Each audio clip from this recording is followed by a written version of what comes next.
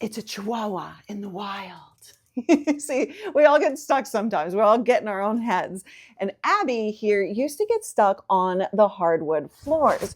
She would walk on one and then just something would trigger in her brain and it would yell, danger, stop. If I move, I'm going to slip, and then failure. So she did nothing because one day, years ago, her nails got a little too long. Whoopsies. That one's on me. And she slipped just once.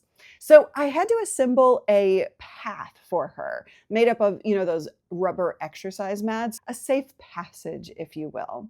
So this one little slip wrote a story in her brain, and she has been living by that story ever since. But here's the thing, those mats, they didn't help rewrite her story. Those mats taught her that she needs the mats to survive. And you have laid down mats too. You can be ambitious and driven and so good at what you do. But when it comes to putting yourself out there on video, there's a lot of friction. And with friction comes avoidance. Now, you may say, but Luria, I'm posting, I'm out there. You may not think that you're avoiding visibility, but let's just really look at it for a second. And by the way, this is a judgment-free zone. I lay down mats too. But what I see so often is this, that you put yourself out there just enough to feel like you're doing it. And the rest of the process, okay, well, that's filled with scripting and re-scripting and re-scripting some more, putting so much knowledge into one video.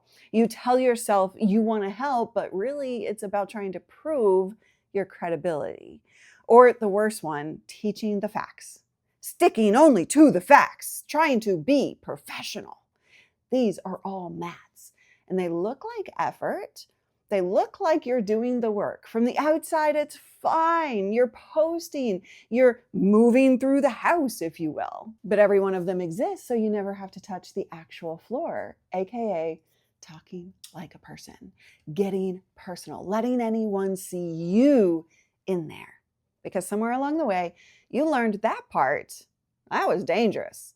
And you did not make that up. You were taught to hide away your personality and your stories, the things that make you, you. Maybe the corporate world didn't want to hear about your kids at work. People shushed you or talked over you when you got brave enough at a party to, try and slip a funny little anecdote into the conversation. Maybe it was a boss. Maybe it was a teacher or a parent with a look that just said, not now. All of these moments taught you the value that you bring is your knowledge, your expertise. That if you're not delivering on that value, you are wasting people's time. That anything personal is unprofessional. Ugh, you were trained not to waste anyone's time with your life, so you kept the human out. Completely separate buckets. Your content over here, that's your value. And your life over here, that's, irrelevant. And then you wondered why nobody was commenting because they weren't connecting. But what if, just what if, you get to be human while providing valuable information? Now, you're probably thinking, all right, Luria, that sounds great, but you know what? I just never really know what stories I would tell. Like, they don't feel relevant to what I'm teaching. I'm not a storyteller. Nothing interesting ever happens to me. You probably have some version of that because I hear it constantly. And I want you to notice something about it. You have spent years sorting your life into relevant and irrelevant buckets. Every anecdote, every funny moment, every ordinary Tuesday filtered out before it even registers as worth telling. Decades of practice throwing the stories away. So of course, when you sit down to try and think of one, the shelf looks empty and you took that emptiness as proof. I just don't have stories. I'm not a storyteller. It is not proof that you are missing the ability or skill. It's actually proof that the training worked. But it's time to unlearn that. So here's the thing. You did not become an expert out of nowhere, right? Your expertise came from living. The failures, the kitchen table conversations, the job you hated, the thing you survived. Your life is not separate from your teaching. Your life is where your teaching came from. For example, kids in school used to call me a snob.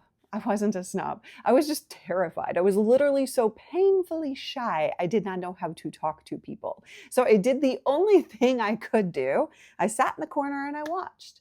I listened. I paid attention to what people were saying and to really everything that they weren't saying. What was underneath?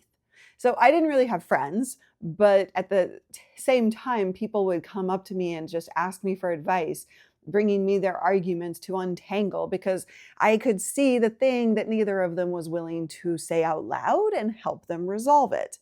And that shy kid, the one hiding in that corner, was building the exact skill that I have used every single day for my 20 years on camera.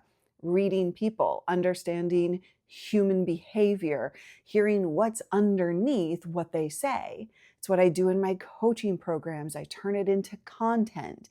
Nobody handed that to me in a certification program. It came from my life. And so it's the same for you. So here's the interesting thing. Abby can cross her hardwood floors, right? She's done it 1,000 times now. When I moved, I didn't relay the mats. And there's still hardwood. The floor didn't change, but she did have to unlearn the story that hardwood equals danger. And these days, well, she mostly just walks. But every once in a while, it'll still get her. She'll freeze for a second, and the old story just is like tapping her on the shoulder. Hey, remember? And that's not failure. It really is just what the unlearning process actually looks like. The story will lose its grip, but it knows where you live and it's gonna come knocking anyway, usually right about the time that you're starting to level up again. And so you just need to keep walking anyway and practice it. Your floor hasn't changed. You just have to unlearn your training. So you can talk like a person. You've done it your whole life at dinner tables, with your clients, with your best friend in the car, or at the spa. Nothing about it becomes dangerous inherently when the camera turns on. You just stop trusting your feet. So to start to unlearn this, let's take a look at the beginning of this video. I opened it up with a story about my dog, right? You probably smiled, thought, "Aw." Maybe you thought about your own dog's quirks, or maybe you started thinking about what mats you lay down. There was a level of trust that was built between you and me, more so than if I just started preaching at you. You see, when we share our knowledge through facts, viewers are going to hear it, analyze it, evaluate it. It's going to be helpful. But when we hear a story, as we have from day one, we enter the lesson emotionally. The facts actually stick and maybe even live rent-free in our brain because I invited you into my life while helping you understand something. You connected to the information and to me. And you can do what I just did on purpose for your own content. Because, and this is the part I love, you do not have to learn how. You are already fluent in exactly what it takes. There are 3 languages every human on earth speaks and understands, including you. And that is exactly what I dive into in the next video. You are going to understand how to merge your relevant bucket, your knowledge, and your irrelevant bucket, your stories, together. So go watch that now.